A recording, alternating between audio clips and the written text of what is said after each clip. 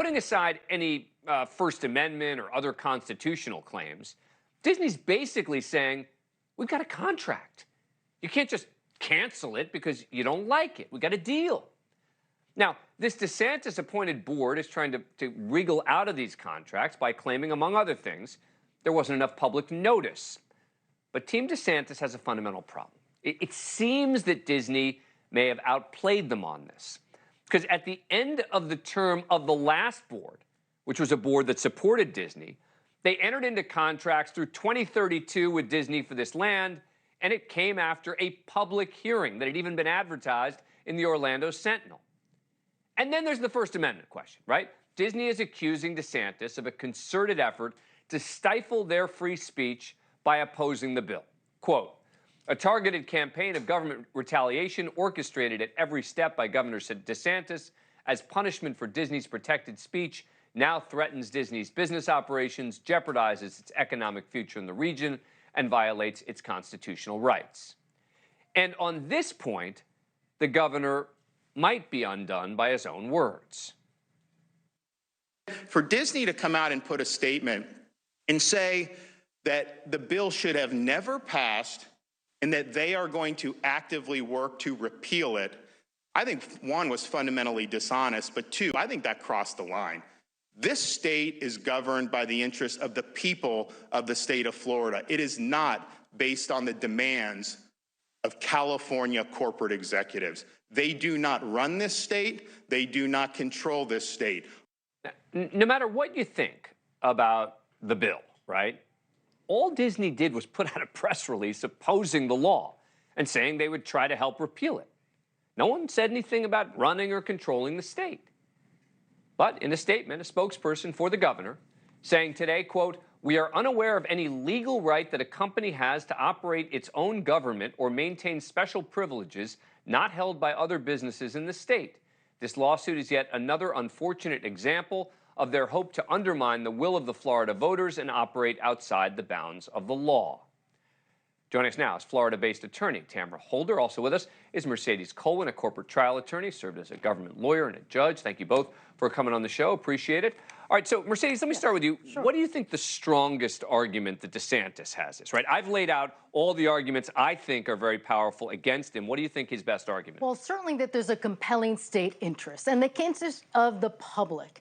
We're talking about a self-governing 25,000 acres done by a corporate entity that has 75,000 employees.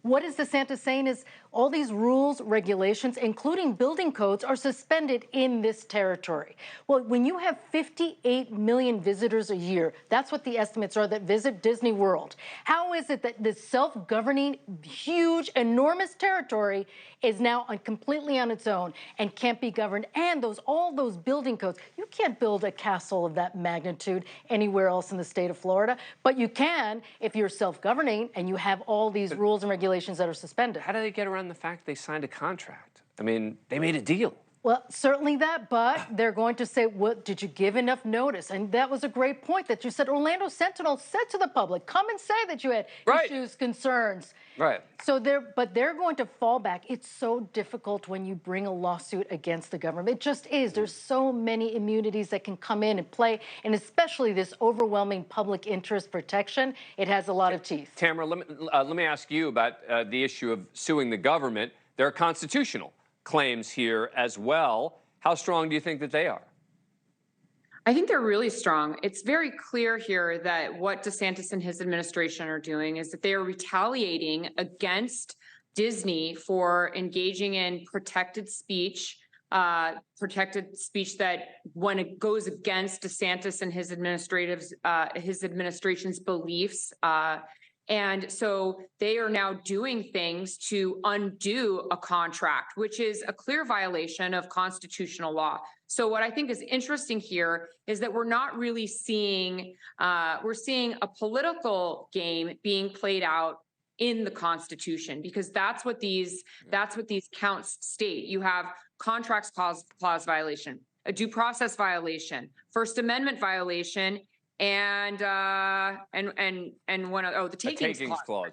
Yeah. So those are all so I think it's I think what business owners in America should be very concerned about is if you make a statement or you do something that goes against a politician's beliefs, you could potentially be at risk for losing contracts or losing. Well, I think that's the point here, right? Is this isn't about whether you agree with the law or not, right? I mean, I did this on my radio show today, and people would call up and saying, well, look, I support the law. And I'd say, but okay, you can support the law, but that has nothing to do with the question of whether DeSantis can do this clearly in retaliation. Thank you for watching. Go to newsnationnow.com to find NewsNation on your cable provider.